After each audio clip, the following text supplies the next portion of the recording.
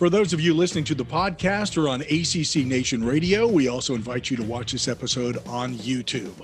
Welcome to ACC Nation. I'm Jim Quist. That's Will Oginen, and we're joined by our special guest, Jeffrey Adams, a senior partner of the law firm of Abbey, Adams, Byelick, Mueller, LLP in Florida and Illinois. There's a long list of qualifiers for Mr. Adams, including being admitted to the U.S. Supreme Court. I only know one other attorney who has that admission on their resume, so I feel pretty privileged. He has served on the Florida Sports Foundation and Tampa Bay Sports Commission as chair for both, and on the Tampa Bay Super Bowl host committee. Welcome, sir. Thank you for joining us. Thank you for having me. Always great to see you and Will. So when the story broke about the Big 12 sending ESPN a cease and desist order, we knew that we needed to speak with an attorney to step us through what is happening, to mark off what potential pitfalls may await all of the alleged parties to this Shakespearean sports version of Hamlet. Jeff, there are many things in life, including the law, that quite frankly just simply aren't black and white. Most everything simply comes packaged in various shades of gray, at least through my eyes. In this case, what is legally right or wrong and what is ethically right or wrong seems, from my perspective, to be dancing together, and that always seems to be the case. Give us some opening remarks about how you feel about this entire thing that is unfolding in front of our eyes. Wow. Something unique and different that no one has ever seen in the changes of college athletics. And that was starting with July 1, NIL coming into being, and the changes in booster involvement. I didn't say that. I meant to say business involvement, and the effects of the haves and the have-nots. My first response to, and had been dealing with a lot of athletic directors since the NIL and talking about the changes in college athletics. Then we got President Emmert's comments a week ago on the NCAA maybe not having its position anymore, decentralization. And again, it's like, wow, where is this unknown person that's got the cape that can come forward and lead us to the promised land? Because this is all new and different than anything we've seen. But yet I turn back and it's a little bit like the 1980s when there was the discussion on the change in television and deregulation and everything of where super conference is going to come about. Texas OU hits the airwaves, and it caught people by surprise. How do you know it caught people by surprise? Ross Bork comes out immediately and says, we're against it. Texas A&M Board of Trustees going to meet Monday afternoon. We're going to fix this. Ross, I'm going to do everything in our power that we are the only school in the state of Texas that is in the SEC. As an aside here for our ACC fans that want to kind of take a backhanded compliment, backhanded slap of, Jimbo Fisher instead comes out and makes the wise comment of, well, of course they want to join the SEC. It's the best conference that there is, or best place to be, which was a lot better of a wiser of a comment than Ross's comment, which today Texas A&M, along with everybody else in the SEC, voted to approve to bring in Texas and OU. The cease and desist letter, in legal terms, that was Commissioner Bowlesby's initial quick shot of panic and despair. Geez, I don't know how to respond. We don't know what we can do. There was discussion apparently of, do they threaten OU in Texas to try to keep them with the media rights and $76 million or whatever future media rights, which when you're talking SEC money, it takes you 2 years of the difference between Big 12 money and SEC money to make up that 76. It's all legal matters are basically, with litigation, you're dealing with leverage, you're dealing with risk reward.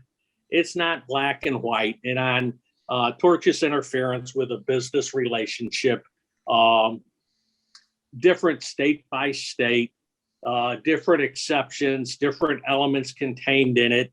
The cease and desist letter I saw as an act of desperation. It's a threat without having a basis to it, per se. And it got met immediately by ESPN's response of, no, we didn't.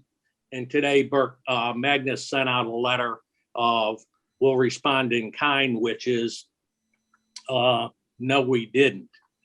Tortious interference, as you nicely put, Q, it's not about morality. It's not about what's right or not. Legally, tortious interference, if you look it up in any law books, it'll spin you in circles on what it is or isn't. But it's okay to talk with someone. In this case, it's okay for ESPN or some other entity to speak with members of the Big 12. It may be contrary to the Big 12's rules or not, but ESPN is not a member of the Big 12. They can talk to Kansas or Oklahoma State or Iowa State or something, and they can talk to them about persuading them to do things. They can talk to them about the value or the benefits of options they have, going elsewhere, signing off on this, doing whatever ESPN's goals are without violating the law. To violate the law, some of it does fall on legally the wrong side. That's if there was a fraud going out there, if there was defamation going out there, misrepresentations, threats of physical violence. That isn't happening. What else could be out there wrongfully would be, in this type of a circumstance, would be as if ESPN was sitting there saying, we control scheduling. You're not allowed to, if you don't go along with what we're in favor of or trying to push forward, we're not going to allow you to be scheduled. We're not going to, from the negative standpoint, we're not going to broadcast your games, or we're not going to allow this. Flip side is there's a lot of money that can go and help heal people's feelings, or from ESPN standpoint, potentially provide additional benefits. We'll televise a few extra games for you, or we'll set you up in a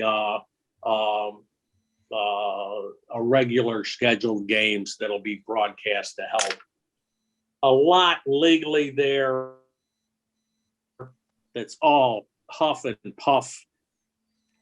I don't put much more legal acumen to Commissioner Bowlesby's cease and desist than Russ Bork's.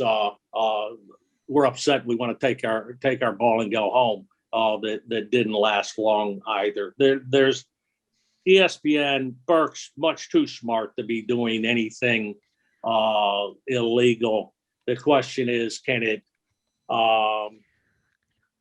legally? It's real easy for somebody to file a lawsuit. Doesn't mean you got to win in the end of the lawsuit. It's, can you gain advantages for negotiations going through? So tortious interference, people could argue that, people can claim it, but I really don't see much in the way of the Big 12 having a legal argument to proceed down that route. Might be, cutting their nose off, spike their face on doing it. You may not want to be poking at it. Instead, you got to be looking what's going on in the landscape now. Getting away from the tortious interference in the Big 12. How do we survive? Everybody else needs to be looking at this. And one of the things we talked about earlier, Hugh, is leadership wise, the NCAA's kind of acknowledged that they're getting out of the picture. They don't college football playoffs is running football. Football it's the old golden rule. Who has the gold rules, and football's got the golden rule and got the gold. While you're looking to see how do we strengthen our conference or our position, you also got to be watching your backside, make sure you don't get left behind or don't get poached yourself on it. That there's going to be opportunities for strange bedfellows, if you will, that come out of this. And whether we end up with a Band-Aid on it, whether we end up with piecemeal in it, or whether somebody truly comes in and just dramatically alters college athletics that we're aware of and are used to, remains to be seen. Before we started talking on the show, you and I were having a discussion, and you brought up business and went back to when we were younger, when we were in college, and what we knew of the landscape then of athletics, totally different today. But one of the things I want to remind people of is that the Rose Bowl, which started in 1902 under a different name, was created so that football could generate revenue for the Rose Parade. So if we have any, any thoughts here about football and sports not being a business, we can toss it out, because we have over 100+ years now of guidance showing that it is a business and it needs to be treated like a business. I think the cold hard facts is that we're hitting that wall head on at 70 miles an hour. And some of us haven't been prepared. We didn't put our helmets on when we hit the wall.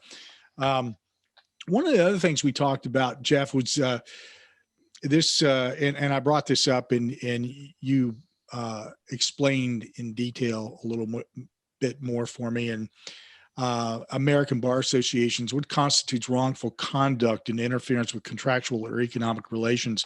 And you said, well, you wasted a little bit of time looking that up, but it was informative for me. Number one, because I don't practice law, thank goodness for the world for that. Even though I think you probably give me a job, but it might be cleaning out the restrooms there. But the thing there that under that, basically, I think what you've just laid out is saying that, look, man, you can talk about it all you want. You can throw the cease and desist out all you want, but there's no there. Is that what you're seeing? The train has left the station, and the cease and desist letter to me was I got to respond somehow, and I don't know how. Every state, I shouldn't say that. That's the lawyer not in me. The lawyer in me, I'll say most states have some exclusions or to tortious interference that's generally referred to as a privilege to compete for business, which means that unless it's basically underhanded, wrong, lying, misrepresenting, that it's okay, that it's fine. It's a really tough, quote unquote, tort to prove. And the best you can do on that is spend a lot of money on all sides to see, hopefully you move the ball far enough in the direction you want it to go to get a resolve it in a better fashion for you. You and I laughed. I challenge anybody out there, NCAA trivia, is tell me the last time the NCAA ever won in litigation, which I'm old, but I'm not that old. I can't go back far enough that every time they're in a lawsuit, they lose.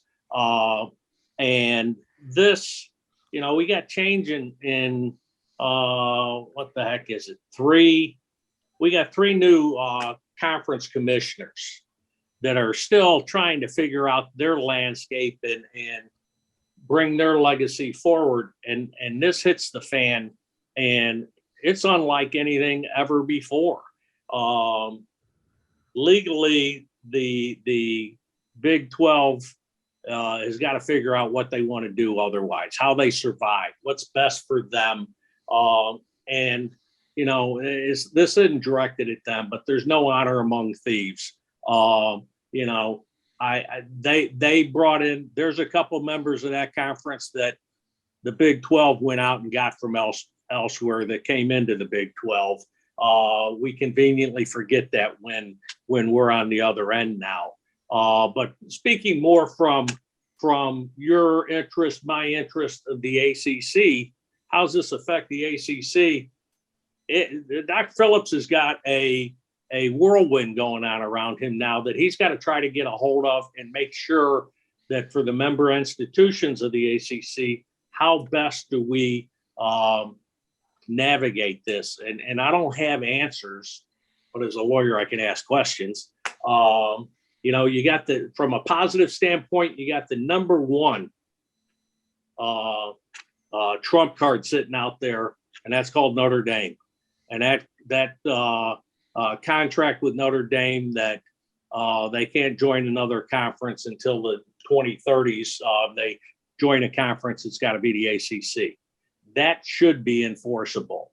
That is enough to keep them in line. The question is, you know, Notre Dame, for all kinds of reasons, philosophically and financially, wants to remain independent in football. And as long as they can get games scheduled, I think they're going to be able to maintain that. They may not like college football playoffs makeup going forward with, depending on what conferences there are and who gets buys or who gets home games and everything else. But as long as they can keep some TV money to themselves, their deal may be good. Flip side is, yeah, I want to upset. You're never going to be able to have me back on. All your fans go hate me. You got to watch your back door and make sure somebody, i.e. the SEC, doesn't sit there and tell Clemson, how would you like to double your money? And we'll bring you in and take care of you. You all deserve better. Them and I don't know if there's another football school or not. The ACC we grew up with was built on Tobacco Road in basketball, and they've had to learn a little bit about football and football decisions and dollars making a difference. And now you've got the difference and distinctions of those that don't care what the institutions in the state of North Carolina think should or shouldn't happen, that a Syracuse or a BC or a Pitt, we've done it different. We've seen it different. We'd like different, whatever.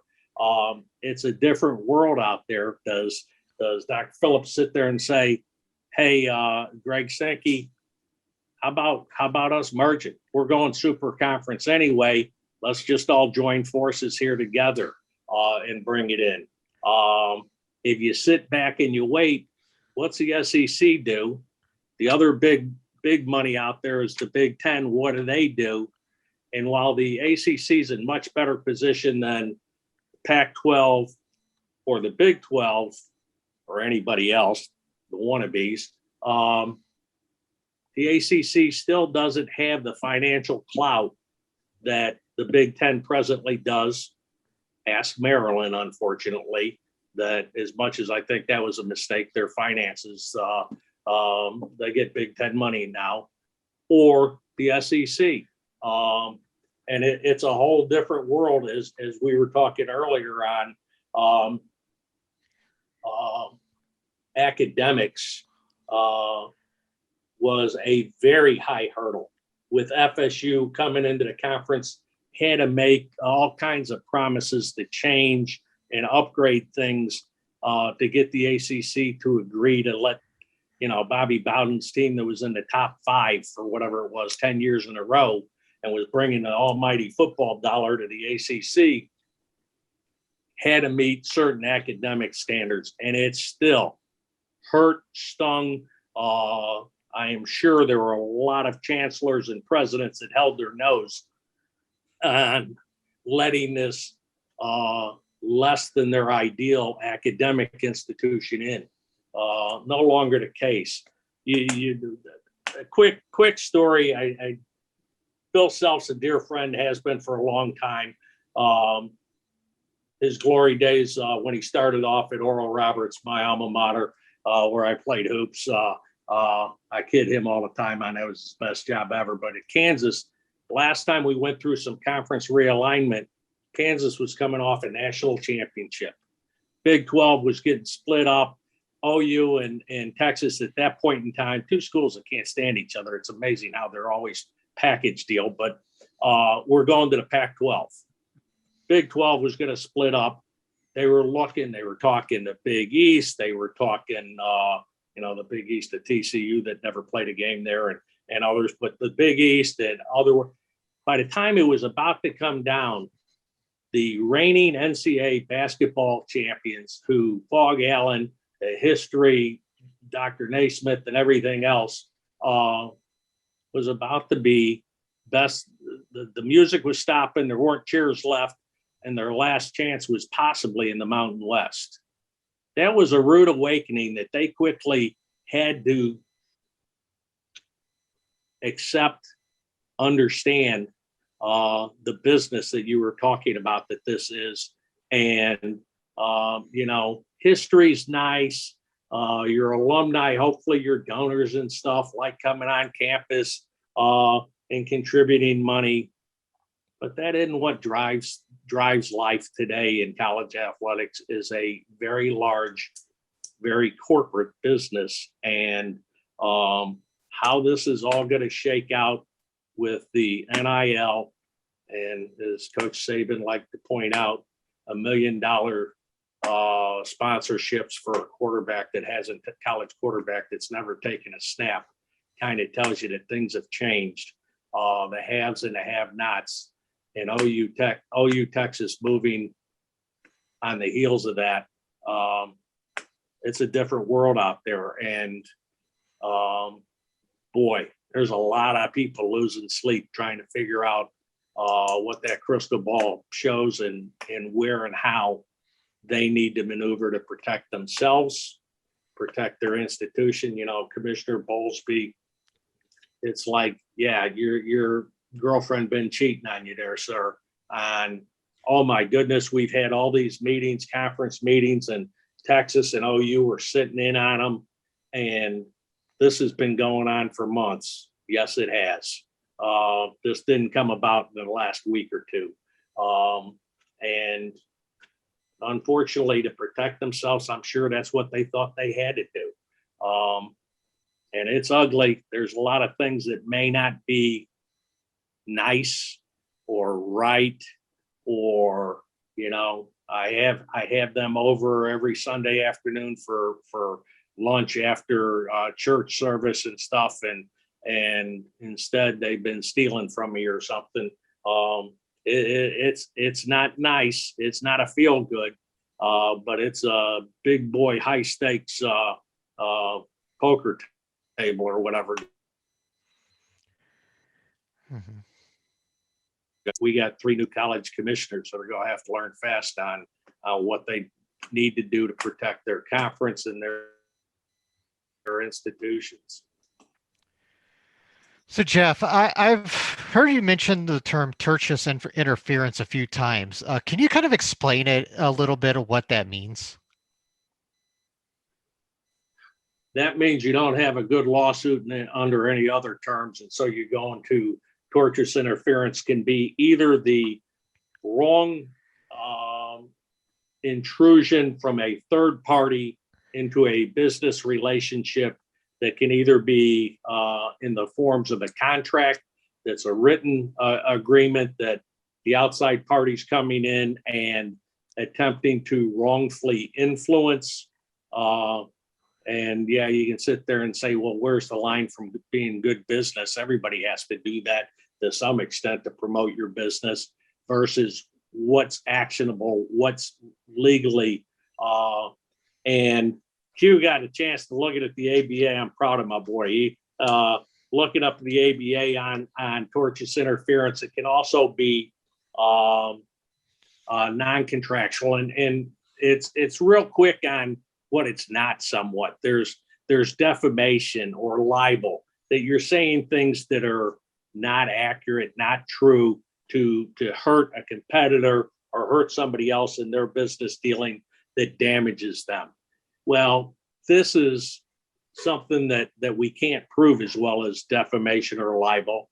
Instead, it's some actions. And like I said, there's the privilege to compete for business exclusion in most states.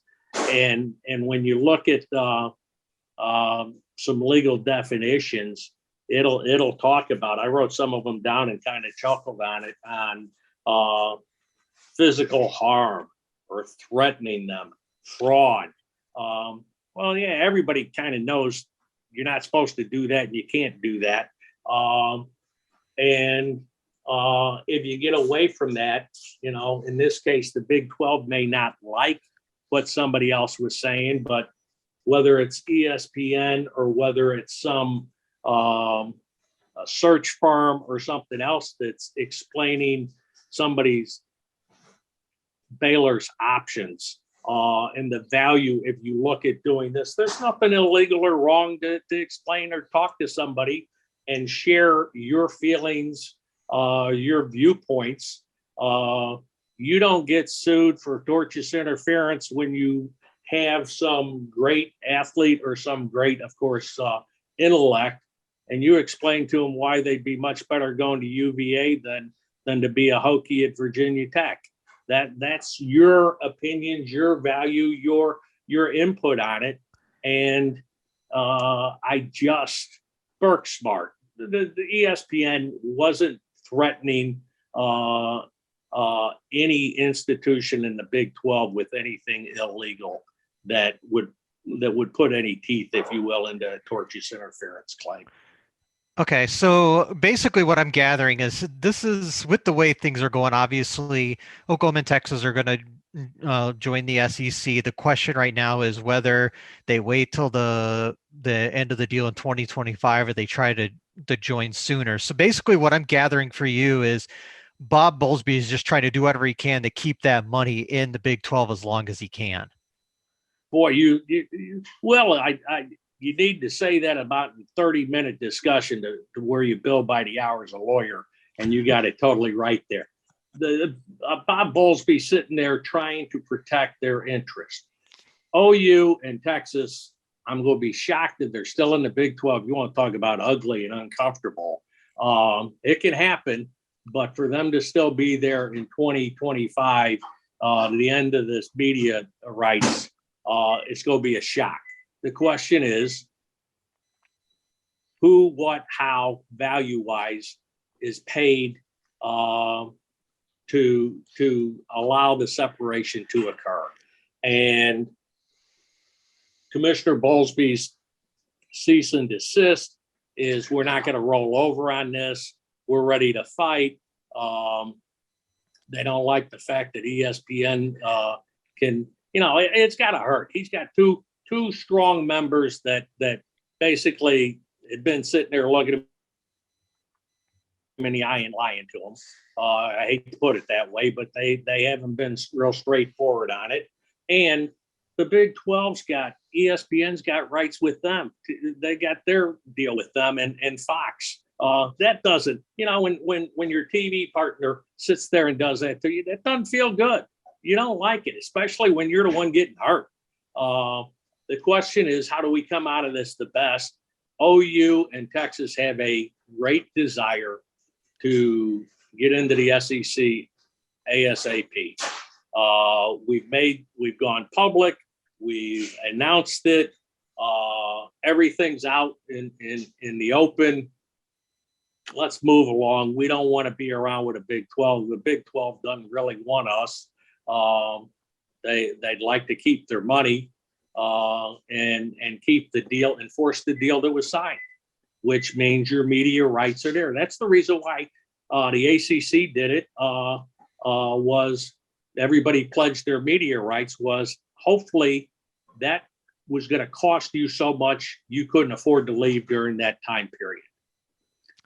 This I've seen, I don't know, I haven't seen the contracts, but my understanding is it's a $76 million deal for OU and for Texas to leave early, that they'll be leaving behind $76 million they owe to the conference. Well, if you're getting an additional $30,000 or $40,000 a year, or $40 million a year, excuse me, by being in the SEC, that's 1 year, 2 years of being in the SEC, higher profile. You're broken even at that point in time because the SEC's TV deal awards is based on the number of participants. So instead of taking that pie and splitting it up among two additional institutions, it's now split. It's now that much larger, so everybody's share of the TV deal remains the same. OU and Texas aren't getting financially hurt even on the front end if they got to leave and leave their money with the Big 12. They don't want to. They want to get out as quick as they can, and there's ways to make that occur without having to leave behind the full 76 million. Kind of getting a parallel, John, with Mark Emmert and Bob Bowlesby, because they're both aboard sinking ships, and they're the sinking ship, Captain. We have hit the iceberg, and all the lifeboats are off of it. The sinking ship is taking on water, is basically gone under, and their problem is, by the time they realized it, I think it's the cat's out of the bag. It's too late to repair it, to fix it. It's how do we go forward? Same as the musical chairs that was done last time with conference shuffling. This time's much more drastic, though, when it appears that the final super conferences are about to come about, and the NIL money, I keep mentioning it, it's a huge difference when the big boys in football, the big uglies up front, the offensive linemen are getting $100,000 in NIL money at a Auburn and at Troy. They're not picking up $100 for the local garage shop to be seen on selling tires or something. So it's a huge, drastic change, and it's going to be painful for some people. They're boosters who realize that that the field isn't a level playing field, and they got left behind. Surprised they hadn't figured that out by now. Let me get you into some more law, because I've done my research. I have that background of doing that kind of thing. All right. From my understanding, the Big 12 bylaws were rewritten to be for 99 years, and that's based on ancient English ground lease strategy. Now, as far as I could get into it, I see that whole concept was solidified under the Magna Carta. It's used in common law in 49 out of 50 states, Louisiana having the French base, but there's some similarities there anyway. I'm just demonstrating that I've done my work. Boy, there's a wide breadth of legal knowledge there, Q. That's a little knowledge is a dangerous thing. So I don't even know what the point was of saying that the bylaws were rewritten under the English ground lease strategy, because the more I read it, the more I was going like, and is there anything there that I'm missing? No, the item that mattered, and I represent. I've done a lot of college representation of schools and conferences, coaches, athletic directors on things, but I deal more now in professional franchises and in leagues. But that's where the brilliant position was 10 years ago on the media rights. We can draw up all kinds of documents that say you're supposed to be nice, you're supposed to be respectful, and you're supposed to act properly. And you can't really enforce it, and you can't. People change and interpretations change, and there's not really a lot of strength there. What catches people's money or catches people's attention's money, and that's where the media rights is forecast. Where we're going to tie that to you. That's where you're getting your money, and if you don't play nice, you've signed off in this contract saying you're giving up that precious thing called money. Last night when we chatted, I was at a Rays game, unfortunately, with all too many Yankee fans, but the Rays are still in Tropicana Field for the reason that their contract was written well enough, if you want to look at it from that standpoint, that they can't afford to leave until it expires in 2027. So as a result, it didn't matter whether somebody was doing what was right, what they owed somebody or not. No, the owner's got the right to do it. It's his ball. He can go play where he wants to play. Mm-hmm. The problem is their contract was such that the owner doesn't want to go play elsewhere because it cost them too much. The ACC, Big 12, and others hooked their last go round when, all right, we're not going to let everybody just run willy-nilly. We're all in this together. We mean it, and we're all good people. We like each other. But, oh, by the way, we're going to put your wallet into it too, and financially we're going to make you stay. That's where the media rights came in. Unfortunately, its effectiveness is lessened tremendously when you're talking a whole new value system of what the heck $50 million, $100 million means now versus what they thought was an insurmountable amount for anybody to consider giving up. So it's hard to have a document that can force, that's called slavery and stuff, to lock somebody into giving up any and all rights they have and forced servitude on things that's not right and it's not legal in the United States, that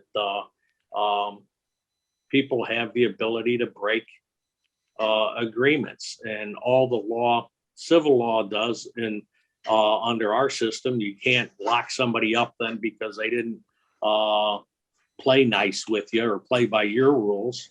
All you can basically do is you can enjoin them from doing something else, possibly hard to do. Basically, it's damages and money. And if the money's sufficient to walk across the street, then, they're going to walk across the street. Here's my next legal question. This Dennis Dodd at CBS Sports is reporting this, and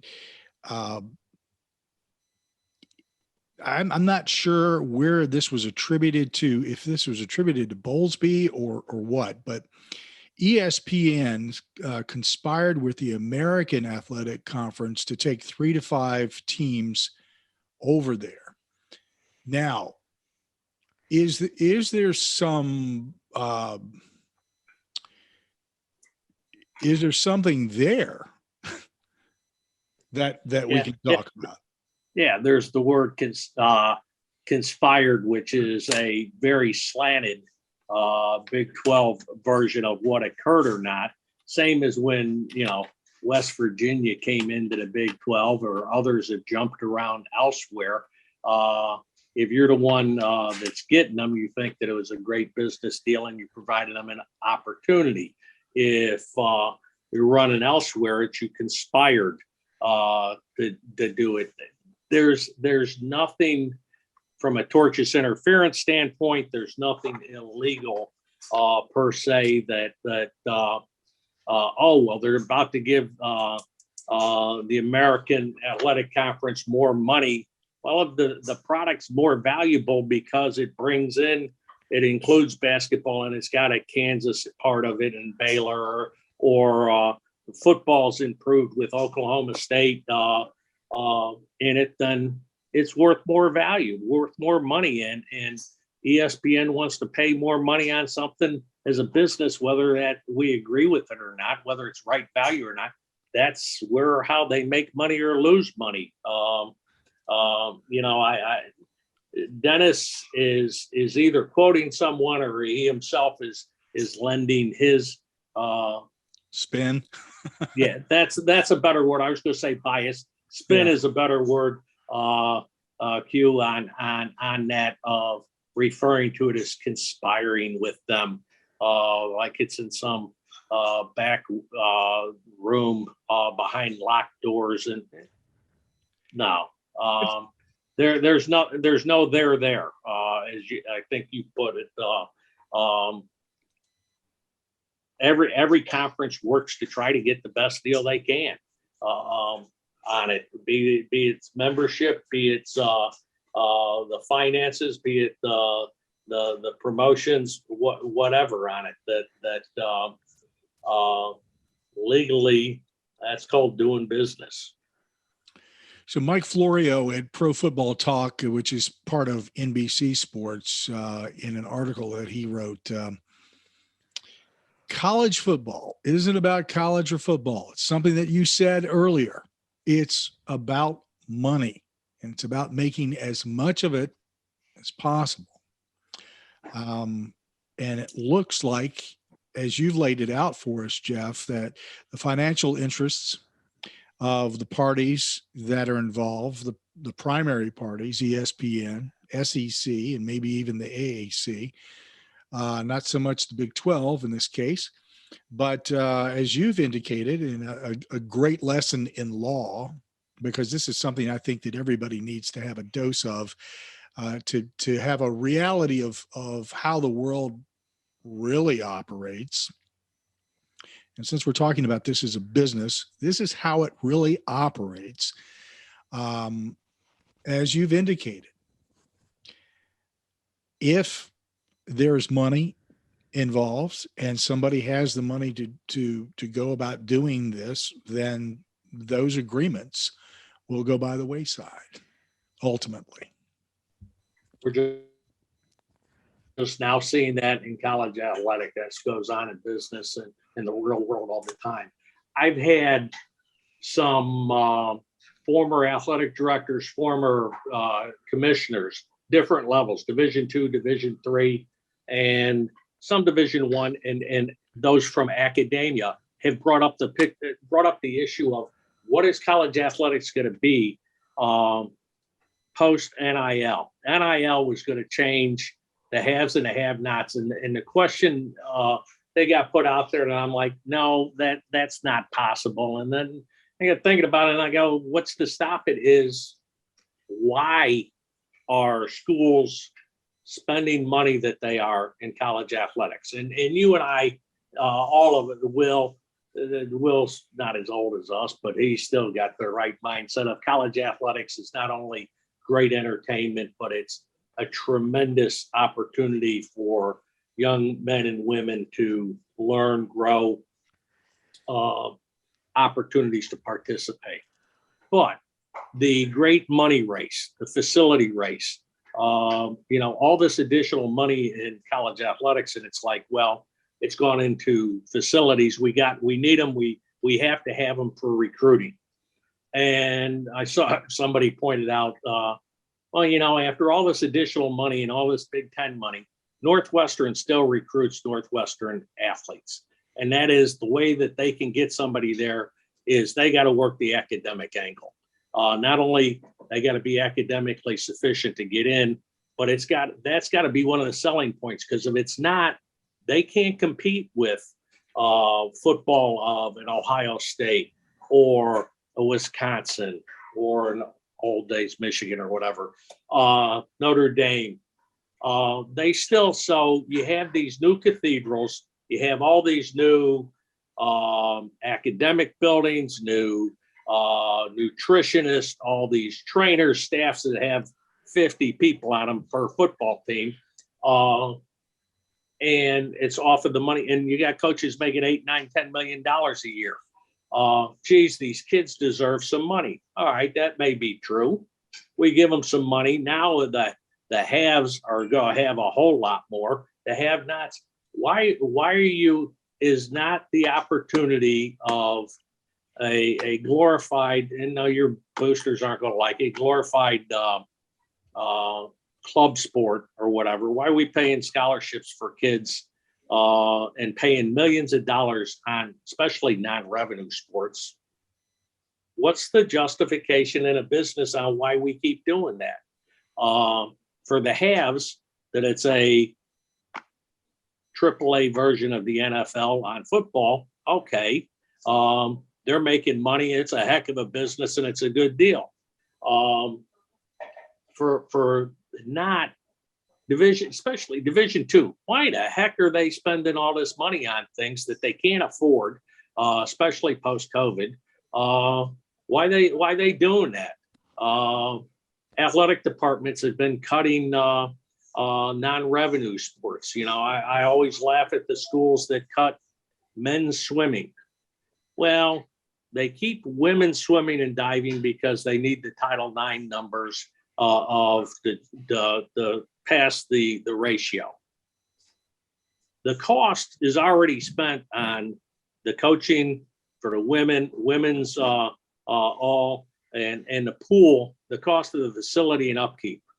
I don't think those Speedos for a guys team cost that much as to how much money they're truly saving or not. But they can't afford it. They don't want to afford it. There's the need to cut back, and as a result, they have Division II going forward and smaller Division I. Why, you know, the college basketball? We haven't even gotten into that. That's going to be something. What affects it is not going to be as upfront in the next 5 years, but 10 years or so.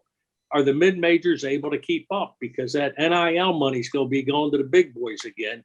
And can everybody afford to keep up, to compete, to be able to get, and while the NCAA money's there for college basketball, March Madness will still be there and keep it, I think, large. At some point in time, that may be affected. But for non-revenue sports, every time, if you're a baseball fan, every time the 80s it started to catch on, and before it really took off and really got going to be possibly a revenue sport in a few places other than in the SEC, it got shut back. They cut back a lot of places because of Title IX and other reasons. Now you're going to have NIL, and college baseball is going to have to fund itself. And maybe they can, maybe the popularity will take off, but it's hard to picture that going forward.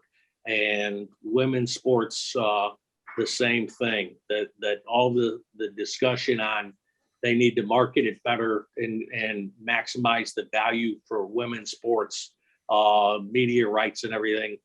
They're about to find out, because football splits off. Football at some point in time, that golden goose will sit there and say, I'm tired of funding the entire athletic department. Let's take care of our own. Let's be greedy. We're only going to deal with us and what's good for football. And boy, that makes it tough for everybody else.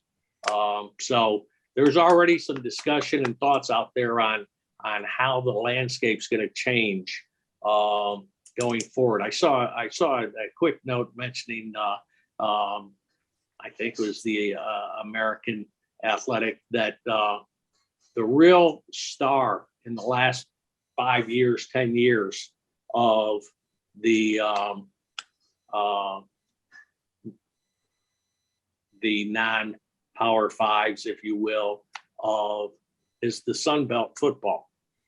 That they've had more teams finish in the top, I remember top 20, top 25, more bowl wins, have had more success, and they brought teams up from the FBS, the bowl championship level, or even former sides for 1AA, but Division II that have advanced, that their numbers were actually better than a lot of football conferences that you would think are more prestigious or better. And some of that's going to come home to roost on how it affects people going forward on things, I think. But boy, the crystal ball, somebody got a clear one that they can read. That they could, there's plenty of consultants out there. Somebody that actually knows, can predict what's going to happen or what's best would be greatly appreciated, because there's a lot of experienced athletic administrators that are very scared or sitting there and talking about, well, people are talking about change. Why don't we look at real change, and why are we doing things and not just keep it going with the same way, because that's the way we've always done it. Change is inevitable. Mhm. And it looks like based upon what you're laying out here, that we are just in the beginning of some pretty earth-shaking moves, and it'll be different. And I'm kind of looking forward to seeing how it does trickle down into basketball and the other sports, because I think that's going to be a real challenge for a lot of these schools. Jeff, man, like I said, you've schooled us, and as always, it's great to see you. I haven't seen you for a while, to be honest with you, and that we every once in a while we'll shoot something back and forth on some form of social media. But it's great to have you here. And I tell you what, if this all goes in the direction that I think it's going, and you have painted this picture, we certainly would love to have you come back and talk with us some more, and help flesh out some things. There's a world of wealth of information based upon your experiences firsthand and legally, and also what you do in Florida with all the sports commissions that you've been a part of and the people that you're connected with. We'd like to kind of delve into that bucket a little bit, dip our toes into the water and see what comes out. And thank you, sir. The pleasure is always mine. You and Will are provide a great service here, and I love listening to you all and seeing you and your dear friends, and it's been a pleasure. Thank you for having me, and always an honor anytime I get a chance to speak with you. Always happy to do so. Appreciate it, Jeff. Feel the same. Jeff Adams, our special guest, a senior partner of the law firm of Abbey, Adams, Byelick and Mueller, LLP in Florida and Illinois. And what a great conversation in regard to the Big 12 and ESPN and how that all filters out legally. Thank you again for joining us. Thanks, Jeff. Thank you, guys. Appreciate it. Want more ACC sports news and interviews? Make ACCNation.net your homepage or follow us on Google News. Be sure to subscribe to ACC Nation on your favorite podcast or streaming radio platform. While you're there, we'd appreciate a rating and your support through PayPal. Follow us on social media at ACC Nation. And you'll find Will on Twitter at Will's World MN, and I'm at ACC The Q. Until next time, cheers. Score.